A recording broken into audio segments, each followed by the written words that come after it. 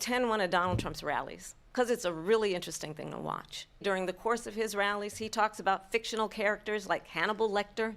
Windmills cause cancer. And what you will also notice is that people start leaving his rallies early out of exhaustion and boredom. Vice President Harris, thank you. President Trump, why did you try to kill that bill, and successfully so, that would have put thousands of additional agents and officers on the border? First, let me respond as to the Please. rallies. In Springfield, they're eating the dogs, the people that came in. They're eating the cats. They're eating the pets of the people that live there. And it's a shame. As far as rallies are concerned... Hi, I'm Andy. And I'm Roger. And welcome to The Middle, where we try to have thoughtful conversations about awkward topics on our search to find the middle. We're going to give you last week's news today. It's a slogan we should put on the t-shirt. Stop touching her! I am tonight announcing my candidacy. Taylor Swift. Look, my biggest issue with marriage is that I think that it's a fundamentally flawed institution that is built on the oppression of women. I will not be lectured about sexism and misogyny. Having truly rational conversations about controversial issues is risky these days. Hello, Roger. Andy, how you doing? We're doing an emergency podcast, but while I was listening, or waiting for you rather, I had this 30-minute YouTube video on the history of music from ancient times. So it played little split seconds clips of songs from 3000 BC right up to today, and it had all these hymns and chrazy chants and stuff from ancient times. How did they record that? Oh, well, I presume it's recreation, of course, but it got through to, all the classical music and, all through the 80s. I was very delighted that, Guns N' Roses made the cut for Sweet Child of Mine for 1989, or 88, I think. Iconic. I'm currently up to Gangnam Style. Oh, no. I've got to watch the rest of the video. I suppose Gangnam Style would work. I'm not sure. It's always like when you see those Rolling Stone top 100 or top 500. It's just always going to miss things, right? A bit like Donald Trump in today's debate. Ooh, let's dive in. Okay, so emergency broadcast. We've been having a little mini arc here in the middle. We've gone through each of the main players. Spoken about Biden. Went through the assassination attempt, Trump, had a session on Kamala as well. Well, a couple of episodes on Trump, really. Some about you having Trump derangement syndrome and then defending it. And then we've landed here on the debate. So I thought we needed to talk about it, need to get it out of our system so we can be done with it. And so it wouldn't fester inside our minds and our bodies. So we've both sat down and watched the whole thing cover to cover. Yeah. What was your initial thoughts as a general kind of feeling from watching it? And then we'll start to break it down. Okay. I have a list. I have a hit list of things. But to answer the overall kind of response, maybe the obvious question for these is who won the debate, right? And for me, that was a pretty clear sort of answer. I think Kamala Harris did a lot better than I was expecting her to. And I think Trump did a lot worse than I was expecting him to. And I say that, I formed that view before having read any, of the news articles, because I wanted to see, is that, my genuine, is that a genuine view, or am I just, reporting back what the commentary says? And I've got to say the commentary is even more brutal on Trump than my own view was, even of Trump. So seems to be this. Did you feel any bias working for you as you were watching the debate? Oh, look, it's hard not to watch Donald Trump and not get confirmation bias, right? You're aware of it, right? But he didn't. I mean, okay, sure, but I don't think he even tried to make sense. I don't think that was even in his objectives. Okay. What about you? What was your take? All right. So I would agree that Kamala Harris did a lot better than I was expecting. And actually, to be totally fair to her, she is someone. If the debate was a university assignment, I feel like she understood the assignment and she prepared for it and executed to the best of her abilities. And I think that I was the feeling that I was looking for in the CNN interview, and I didn't get. She provided it here for me, So I think she rose to the occasion. She definitely, I think, overall would have won the debate, and I've got to kind of state that overall. I don't think that Trump. I don't think Trump did himself any favors. I don't think there were any knockout punches on either side, though, and I don't think that. Yeah, I don't think this debate gave anyone a whole lot of entertainment, one, and knockout punches, number two. Okay, there's a couple of other things I want to throw in the mix. So one is that the betting odds sharpened quite tightly in Kamala Harris's favor, like after the debate. So I was watching them, and Trump had edged out as the favorite. He was like $1.70, so paying $1.70 for every dollar bet outlaid on him, and Kamala Harris was like $2.20 or something like that. That's now flipped. So Kamala Harris is now the $1.70 candidate. So there's something in that. But the other thing that happened today, of course, as well, is Taylor Swift came out and endorsed Kamala Harris. So it was timed very well, wasn't it? So, which could just be, that's like pretty much all the Kamala Harris voters anyway, so it might not have a big impact. But remember, in America, it's all about bringing out the base. It's all about bringing out voters. And I don't know, there's a lot of people who's going to those Taylor Swift concerts, so maybe that explains. Do you think it would move the needle? I think there's no other person on this planet whose endorsement could draw out more sort of apolitical, like not already politically entrenched and aligned people out to vote. Like, I think she's like, who else? Who else currently has that kind of impact? And she is also someone who crosses multiple generations.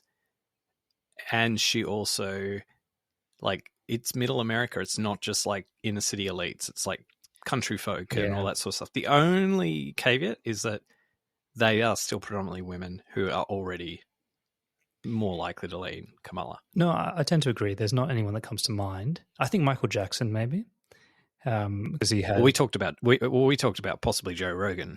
Yeah, Joe Rogan being possibly another. Yeah, possibly. Like, maybe he, in some ways, handles the remaining, the men. And Swift has got the female vote.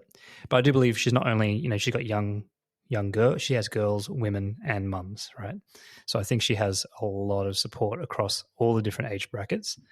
And I actually do think she will move the needle, because for young voters, they're still underrepresented. They still don't register and they still don't vote. They do probably need something popular, this kind of movement, meme-ish style FOMO of missing out, right? Like, and I think that something like this, a call from Taylor and kind of almost energizing the wannabe feminists in all of us, like, you're letting your fellow females down by not voting. I think that could have an impact that we haven't seen before. And actually, like, to be honest, Taylor Swift is at her full powers now, right? Like, her endorsement of Biden, that was 4 years ago. That was a long time ago. And I think she has really become the cultural phenom now, in the last kind of 2 years.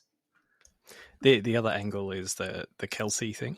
So whether that could be like a gateway drug to like a certain cohort of sports fans. The psyop continues. Do you mind if I go through, in a whirlwind kind of way, the list that I wrote? Because I think it's just like little tidbits from the debate. And then we can discuss. Is that okay? Yeah, it's all good. All right, I'll whip through it. First of all, she really came to life in the abortion question. So she really came out and like skewered him probably more than any other part of the night, where she and it was helped that it was like early on. So she looked energetic, she looked passionate, she made him look like a fool basically. I didn't think the Project 2025 lines worked that well, because like I think it's this, esoteric concept that, people don't, if you don't understand it or don't know what it is to begin with, you're not going to like win people over by raising it during the debate. So she kind of went there a little bit and then she dropped it. I think you're right. I think that the 2025 lines were evidence of her having her notes and her prep. And after he neutralized it to say that, I don't endorse it and I haven't read it, she still kept going. And I thought it was it was showing kind of her, her flexibility was lacking on that point. She felt like she still had power, like something to milk out of that point, but for me and for the audience, it was gone. But I think to that point though, and this is where on so many occasions Trump, like his responses like became weaknesses, because I think he sort of said, I haven't even read it. Like that was his response to that. And it's sort of like, oh yeah, so you're kind of indicating that you don't read shit, right? like, but anyway, that aside, my favorite part of the whole night was it was so good, was Kamala's line about the rallies. It was where she's like, I'm going to go a little bit off script here or whatever she said. People go to your rallies and then you go on about some crazy unhinged bullshit and then they leave because they're bored. And it just hit him so hard in like an area he's so sensitive, and like they had workshopped that, like you could tell like that was planned and it wasn't off the cuff. But he took the bait, and that was the best part about that. I was having to think about this, right? Because this was obviously like a big talking point by many of the commentators online, that actually Trump has to show some kind of, like, they both have different assignments, right?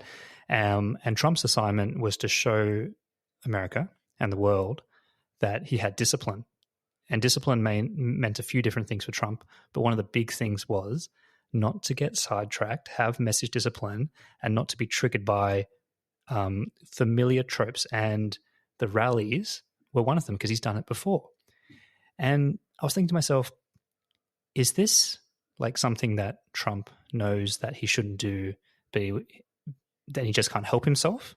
Or is it actually like, the more that you understand about Trump's psychology, is he just thinks that, no, fuck it, I like, this is me actually fighting, and I'm not going to be told, no, don't respond to that because it'll make you look X, Y, Z. He's like, no, that's how I feel, so that's what I'm going to say. And I can't tell with Trump sometimes, because I'm sure, and that makes you question how he was prepped and coached for this debate, right? Like, I actually don't think, I don't know. I mean, does he have someone there telling him, when she brings up the rallies, don't go for it. When she brings up the weird stuff, don't answer it. I don't know if maybe he just doesn't have that, because his handlers know that he won't respond to it. I think for me as well, it was like, it's this, okay, so they'll have this exchange about some very important, complex issue that's actually really important to the people of America. And then as an aside, she'll have this little dig about this little side thing about his personality or him, like something he's really superficial or narcissistic about. And he won't comment on any of the actual substantive stuff. He'll just pick out that thing that she said that offends his sense of worth, right? And it just shows him on display. And I think there was this other that also kind of came out a little bit when the bang on all the former staff, right? So it was like, you've got this many former Republicans, you've got your former staff, you've got all these people who've endorsed me. Like, I think that, and then you could see him scrambling, yes, I fired them all. That was a really good example that he could have turned around and spoke about RFK or Tulsi or other people like that have come across from the Democrats. But instead of firing that back, he spent too much time defending. So I think as an overall theme, Trump was defending way more than he was attacking, right? And I think that is a very surprising, in a lot of ways, dynamic, because you essentially you're reversing the dynamic that he's actually more comfortable with, right? And so I thought that was a really good example of that. But saying that, I think for people who are listening, he does raise a good point on the whole firing people and dealing with people. So, and I think that will resonate with a lot of people listening, right? That actually you don't make friends by, you don't make friends by firing people and doing a tough job and making the tough decisions. And he is right that actually maybe it's easy to kind of play into the narrative that Biden and the Democratic Party are softer in this way, and therefore have less disgruntled staff members writing books about them. The only thing is, I think the weight of how many there were, like just the sheer magnitude of numbers, means maybe the problem isn't them, but it's actually him. Like it's hard to string that together. But the other thing that this relates back to the earlier point around him trying to defend like things he's narcissistic about, but he started defending things that aren't really his strengths. They're actually kind of weaknesses, and he started like digging the hole a little bit deeper, like the whole Viktor Orban thing. Like, oh, I've got this like crazy dictator from Hungary that supports me and says we need more of me because I'm really erratic, and they all don't know what I'm going to do. Like that's, I mean, okay, maybe in some, I mean, I suppose we have to contextualize these debates. These debates are not for the people who go to Trump rallies, right? So that message might maybe resonate to that audience, but like I think to anyone on the fence, or maybe they're even deciding whether they're even going to get out and vote, like to me that kind of spreads fear about this guy, not confidence. I think it was a good strategy in general that Kamala took something that probably Trump thought was a strength for him, or something maybe even in a more visceral sense, a sense of pride, right, about his record with potentially the military or the border, and she picked something to diminish it very severely, right? And so then it's a double whammy, because all of a sudden you've triggered Trump. He's now having to, I can't stand by while you try to spin something that I've done really well in this horrible light. And he's defending something that he's already should be proud of, instead of attacking something that she's weak on. So I think that it showed a general sense of an understanding of how to deal with Trump that perhaps wasn't there in the 2016 election, and maybe not even in the 2020 election either, that they kind of understand how to maybe not push his buttons, because I do believe that Trump thinks of that differently than we do, but how to manipulate him from a rhetoric sense, so that he either runs out of time or ties himself in a little bit of knots, or doesn't have the right message discipline for this format of debate. And I thought that was executed quite successfully on the Democratic side. I think the best example of that was, and I say this having just finished Art of the Deal, which is all about how he loves to negotiate, he loves to make a deal.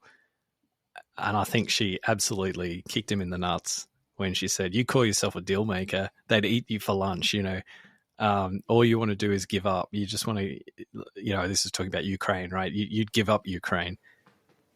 Like Putin would eat you for lunch. Like they're all these strong men. Like they want you to be president because all they have to do is like give you flattery or whatever. And then just that notion of like stabbing him at the core of him thinking and perceiving himself to be this great, negotiator and deal maker. And could I just one last anecdote?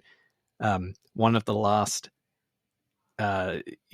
things he talks about in Art of the Deal is the Sydney casino that he was like, he raises early in the book, and then he concludes the book and he mentions, and that casino in Sydney, I decided, that I'd pull out, because it wouldn't be a good idea to, have operations in a country half a world away.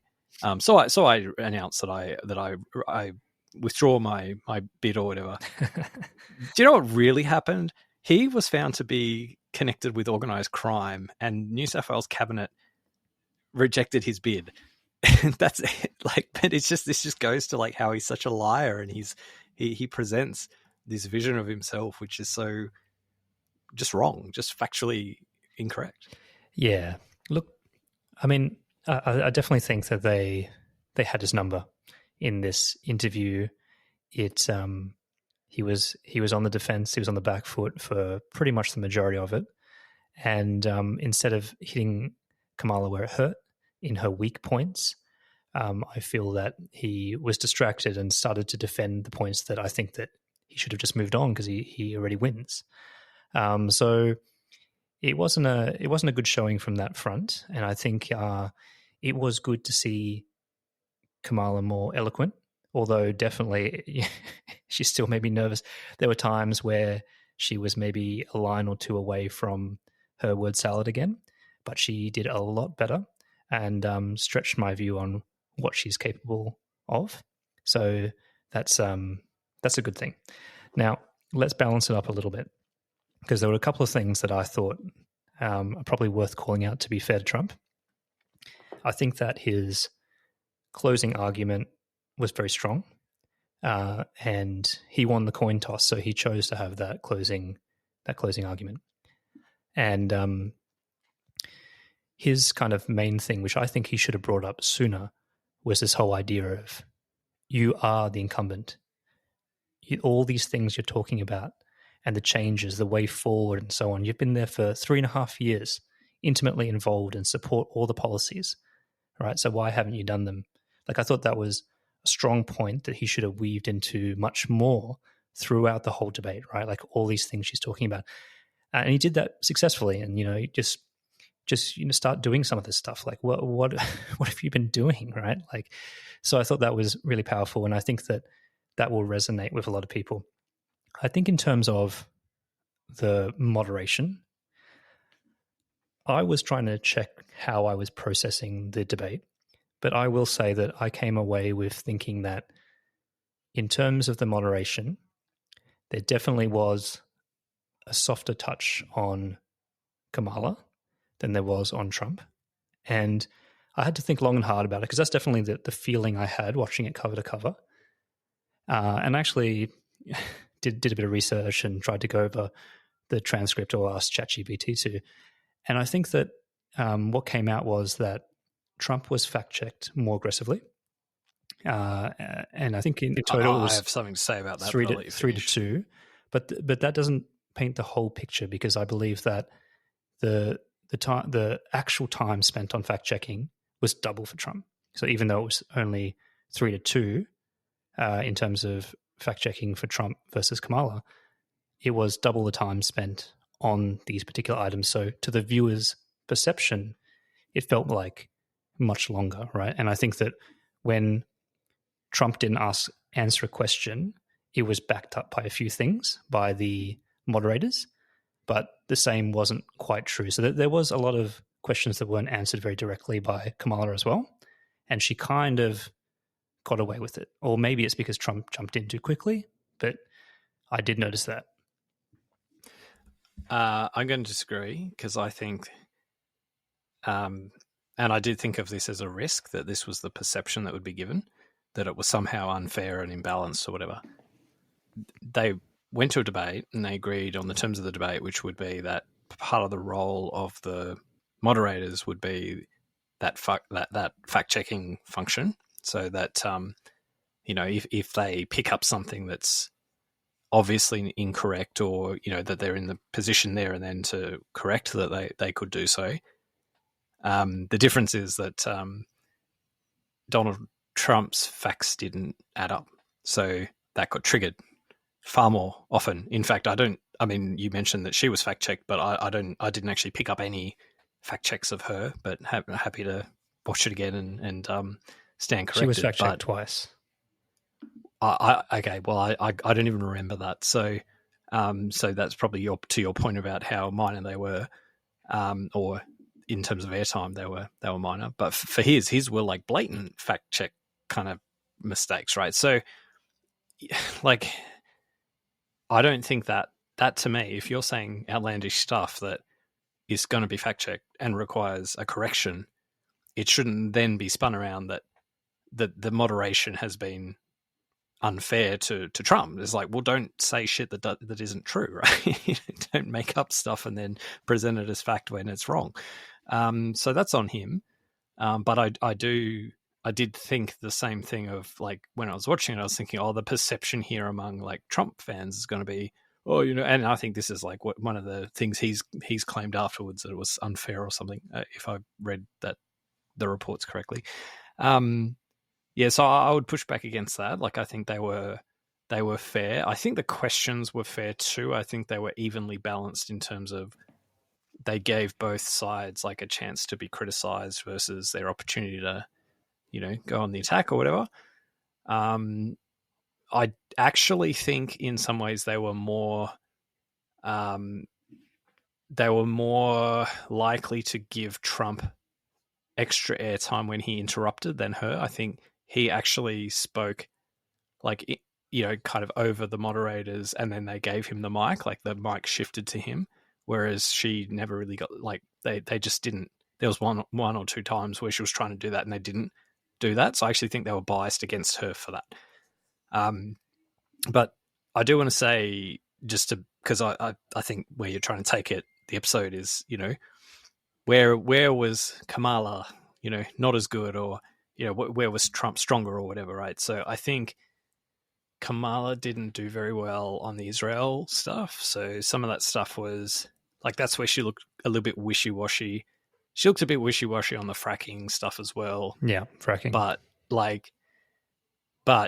just Trump seemed stronger, but I think that was probably the only areas. I think that was important too, given that they were in Pennsylvania, right? Yeah, I just think that generally there was those areas where, and I guess actually this is maybe without turning a weakness for Kamala into a weakness for Trump, but Trump could have gone harder on stuff like, oh, you're woke and you're, into this, you're into that. Like, he didn't go there, and I'm not sure if he was advised not to, but I actually reckon there's way more better targeted attacks against Kamala Harris that you could make that he didn't make. Yeah, I agree. I mean, I definitely think that the moderation comments were warranted. I'm not saying that Trump didn't lie more or lie less, but when you have fact checking for double the amount of time, but don't you think that's justified if you tell twice the many?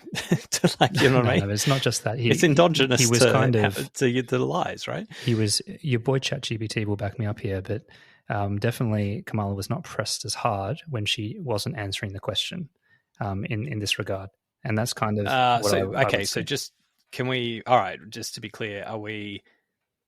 Because maybe this is where I noticed something slightly different. Like, so fact checking was this thing you said is not quite right. Here's some alternative information that clarifies it. So, for example, the comment about no state allows abortions after 9 months, after birth, right? Like that kind of a clarification, when he just said that Tim Walz's state, allows it after, after the babies are born, so that kind of stuff.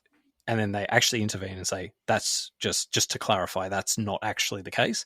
Like, they did that with Trump on at least 3, 4, 5 times. I didn't pick them up do that ever for Harris. But yes, if you're talking about like more the question is this, can you answer the actual question and not something different? I would agree that I think like the abortion Kamala Harris, like Kamala Harris answered the question she wanted to answer, not the question she was given. So I would agree there's probably a little bit more push to Trump to get under this question under the banner of, say, was the moderation kind of biased towards, or net biased towards, Trump or Kamala? I think that they were tougher on Trump, right? And I think that was the vibe and that perception, and I think that is warranted, but will obviously be overblown by whatever side wants to pick it up, right? Just on that, with tougher, I think it's a bit like saying the naughty school kid in class gets in trouble more often, and so the teacher is tougher on that school kid versus the kid that sits at the front of the class, gets the homework done in time, knows, like, is diligent, and all, like, So yes, in that situation, they're tougher on the naughty kid and less tough on the star student, but you have to contextualize it. And I think that's what was going on. I think it'll be sold and like spun as like, oh, is this big bias against me? You know, they see liberal media. But if we're honest with ourselves, like that's the way it should be, objectively. Yeah, and some of this is perception and how it comes across. I think in general, you would say that Kamala came across more like a politician, for better or for worse, and Trump came across as Trump. So and I think that within that statement lies people's perception and preference around how authentic people are, right? So, and I think that one line of attack is that Kamala is not capable, right? And she doesn't have the capability to do these things, go toe to toe with someone like Trump and all that. That box has well and truly been ticked as an outcome or an assignment from this debate. In terms of understanding the real Kamala, I trust her. She's authentic as a person. I know who she is. That box, less so because of how this debate was structured, in my mind. And I think that we'll see that play out in the rest of the campaign where people know what Trump is. They know they've got a model for it. They know what to expect.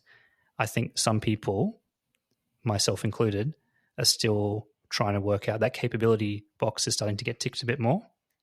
But the kind of understanding who she is still going to be an evolving task for her to kind of pursue in the rest of the campaign. I think, part of this, it's like the critical difference is between the two is one is how to put it, maybe interesting in the same way as a car crash is interesting and erratic, and the other is boring but competent. And I think that's the distinction that got drawn out. So if she kept saying, oh, I've got a plan, I've got the plan to do this, the plan to do that, this is what I'm going to do. And she didn't just say she had a plan. She actually, to the extent that you can in a debate, she explained it. And then, the best you got from Trump is like, he's got concepts of a plan, he said at one stage. Like he's asked, I don't have a plan, but I've got concepts of a plan, and I think that just, makes it all sort of, and then he doesn't read, he hasn't even read his plan, the Project 2025 plan, he hasn't read it. So I think that's the distinction that was drawn out really well by Harris in the debate. And that's why I think ultimately, like she would, you'd say she's won it, right? Because her goal, I think, was to draw that out. I do want to touch on like maybe two or three pieces of like, I don't know, nuggets of gold that came out. Like, so I'll put them on the table and get your reaction. So number one was the, what's with the bloody eating cats thing, right? These, the dogs, the eating cats, and these immigrants coming in eating your cats and beautiful dogs. So that's the first one. Then the second one, I think I was quite surprised when Kamala Harris revealed that she owns a gun. So she said both. I think me and Tim Waltz, we're gun owners. We've got guns. That was a big surprise that she would use that line. And I think that line would have been heavily workshopped in their prep.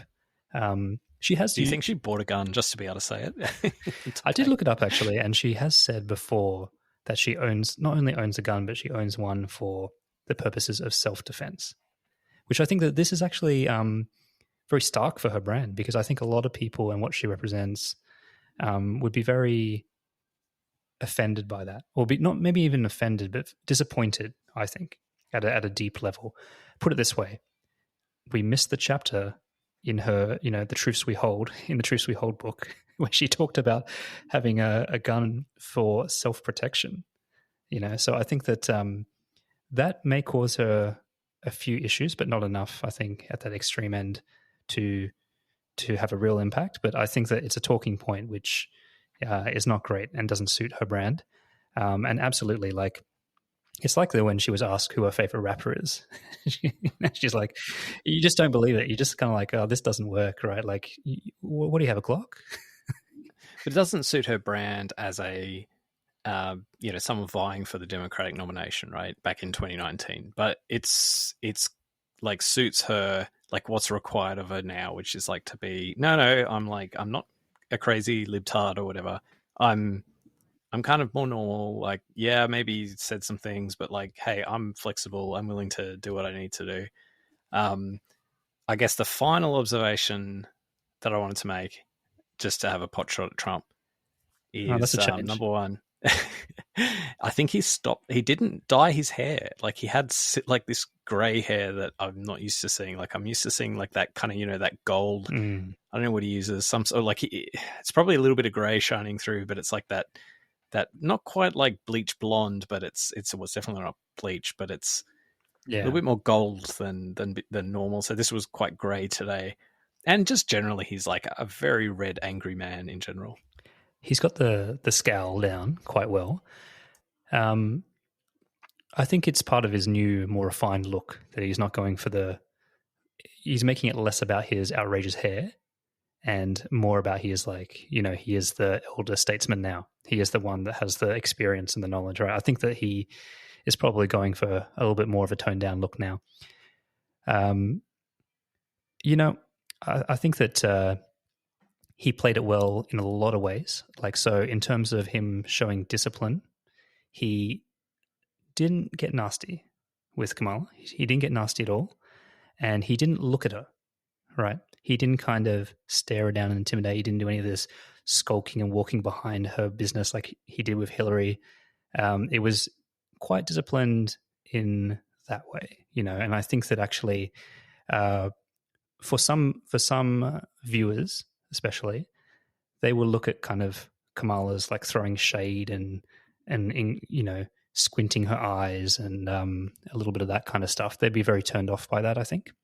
And some of her laughing and stuff like that. I think Trump did a much better view of being more reserved and serious with his body language, right? And I think in general, that will go down well for him. And he didn't make it about race or gender, which would be incredibly hard for him. Let's be honest, because that is easy. That's like a low hanging fruit for him. And in fact, actually, Kamala, who was so disciplined about not making it about race and not falling into those traps about you just turned black and all this business, I think it was a mistake for her to have a pot shot about him being investigated or whatever it is about not letting black families stay in his hotel, in his residential buildings, 45, 50 years ago. I think actually that came across looking quite petty. And again, it was just one of like... No, but you've got this, again, the context is that Trump didn't go there, right?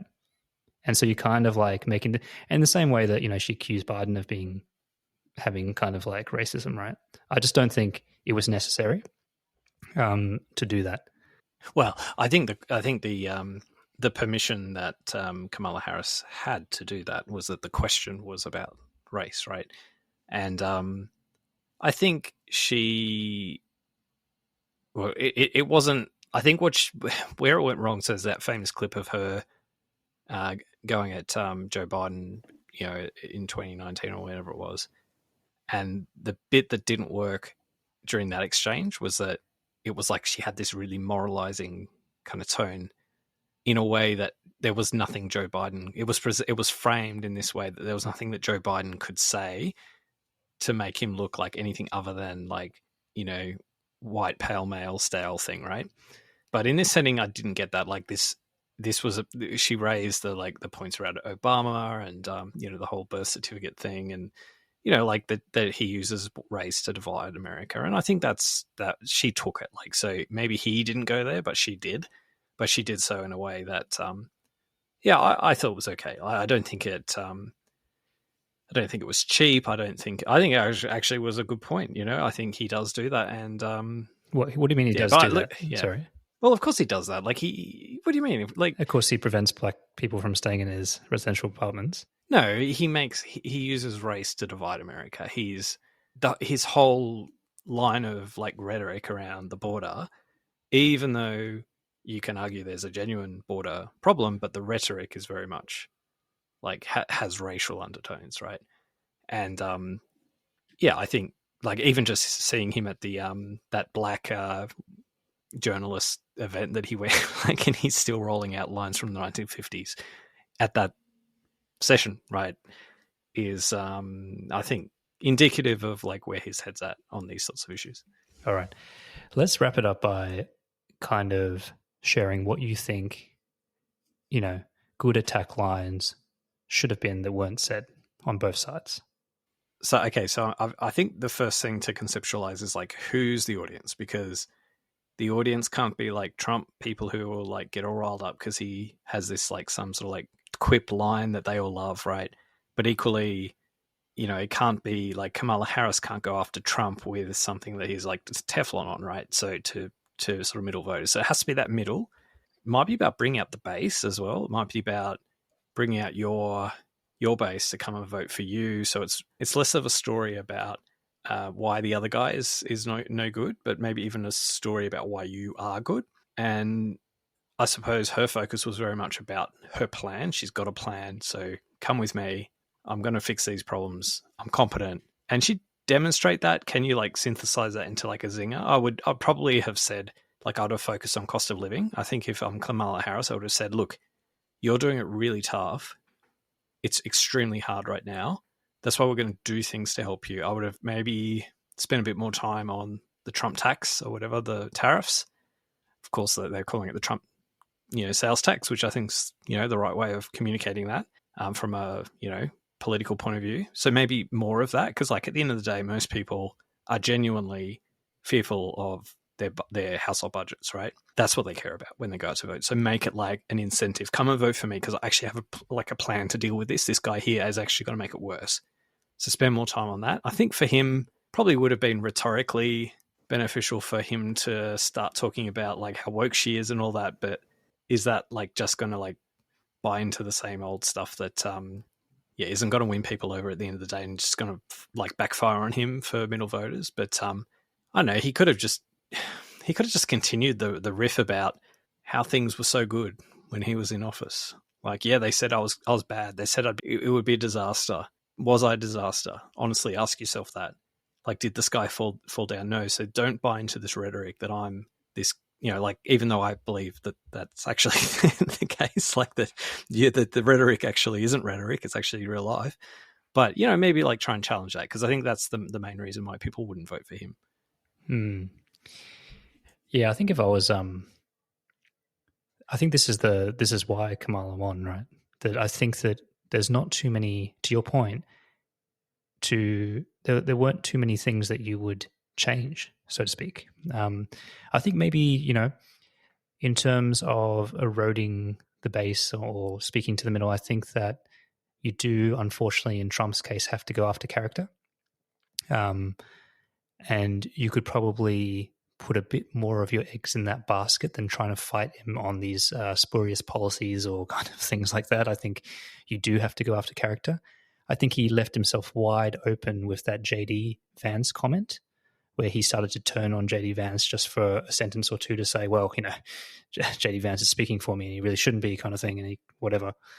I think you could have jumped on that and say, look, this guy is the world's biggest narcissist. He can't even support his own vice president. Look how I've supported, So I think there are a couple of things where she could have gone after character a bit more. She did a good job of the kind of paragraph where she was listing his legal charges, I think will really stick. I think that was a good one, because you almost, for all the media has piled on, I think you actually don't think of Trump and then criminal in the same line, right? And really, you should. You should have that long list of things there. So I think that was good for her.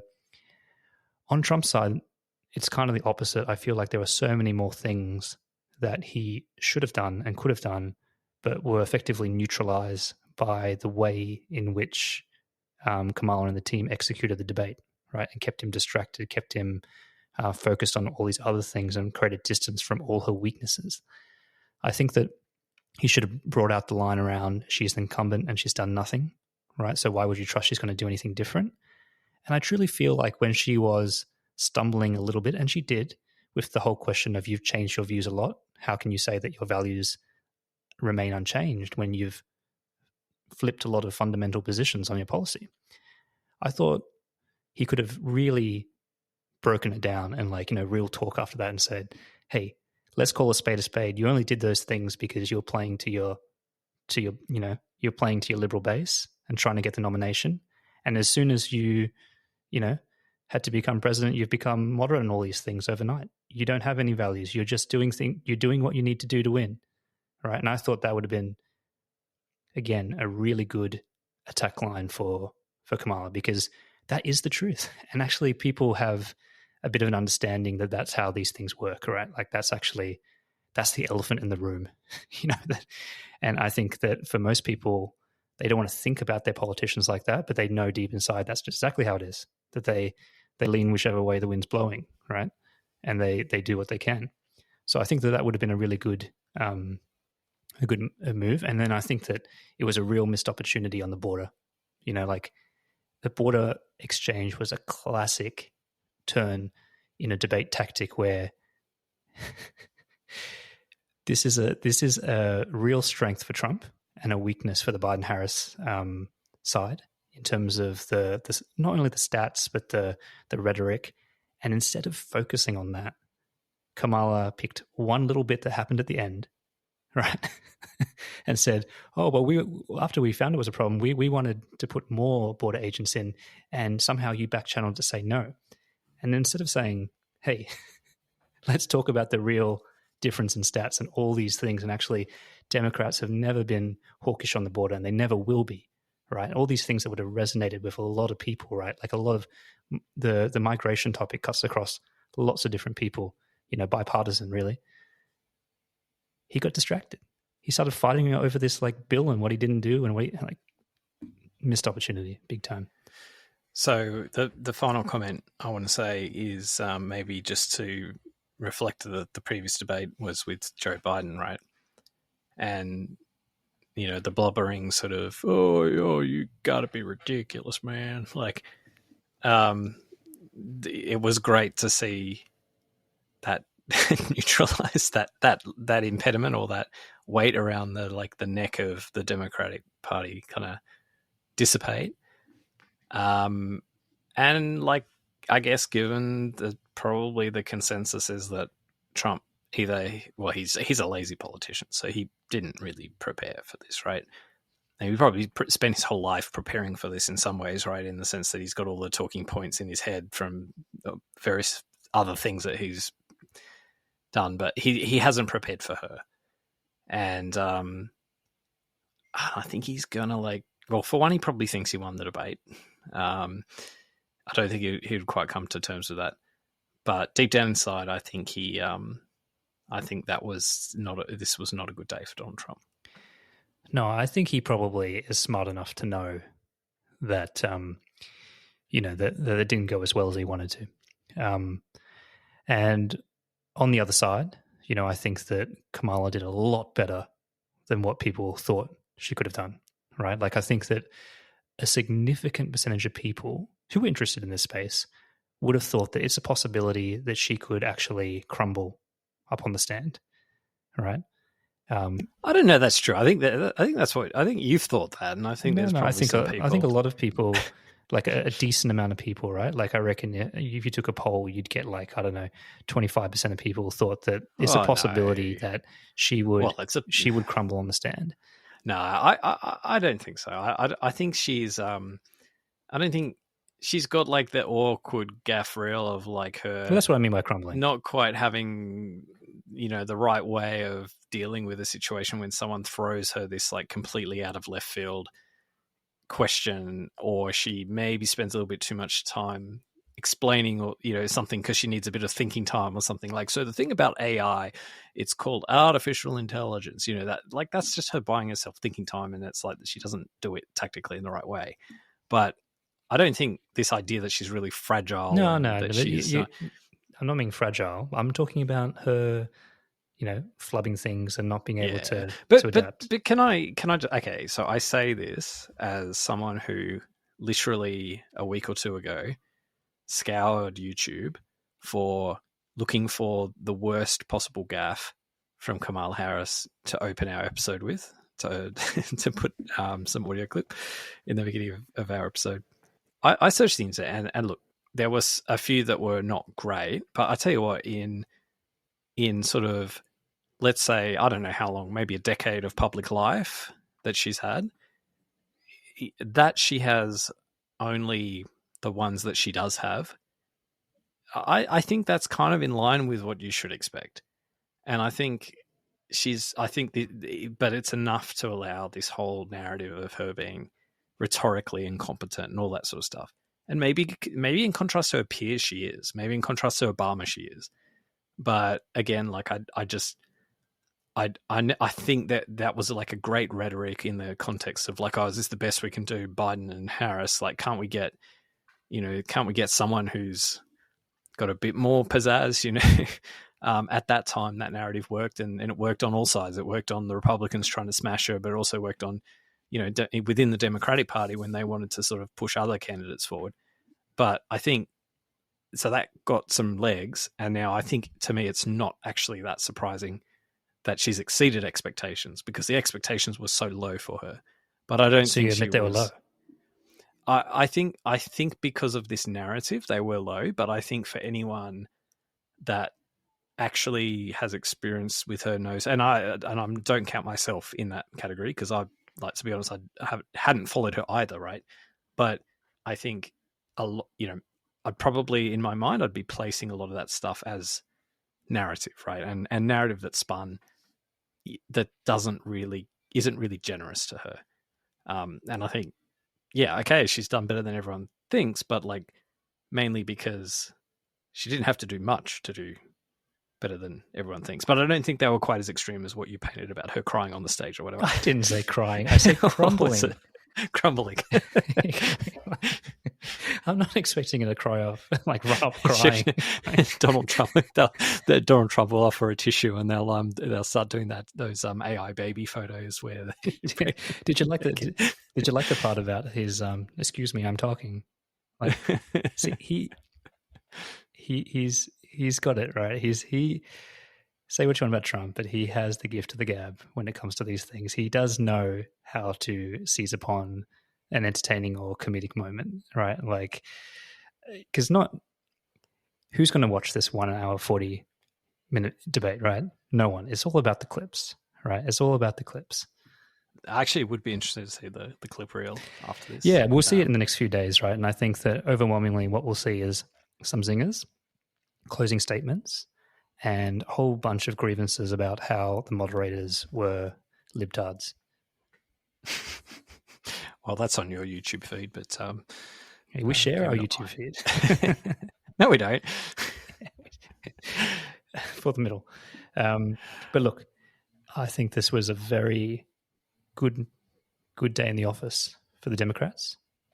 And, if I were them now, I'd be wanting to just kind of build on this momentum and take it through. I wouldn't be risking another debate.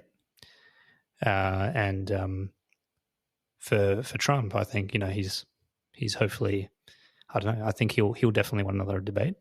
Well, you say risking another debate. I think it's probably more Trump that would be risking. No, I don't think. I think that actually, based on today, right? it's like battling a new foe, right? Like, yeah, the but Trump I team don't will think learn a lot from this. Yeah, but I think that's I think it's this stuff. It sometimes comes down to exposure, and I think Trump is overexposed already, and if anyone who needs exposure, it's actually Kamala Harris. So. But anyway, let's wait and see. We've only got what was it? What did they say? 40 days? How many days till the election? Some ungodly low number, but yes, I guess we'll keep following it. So yeah, place your bets. Good night. Have a good night.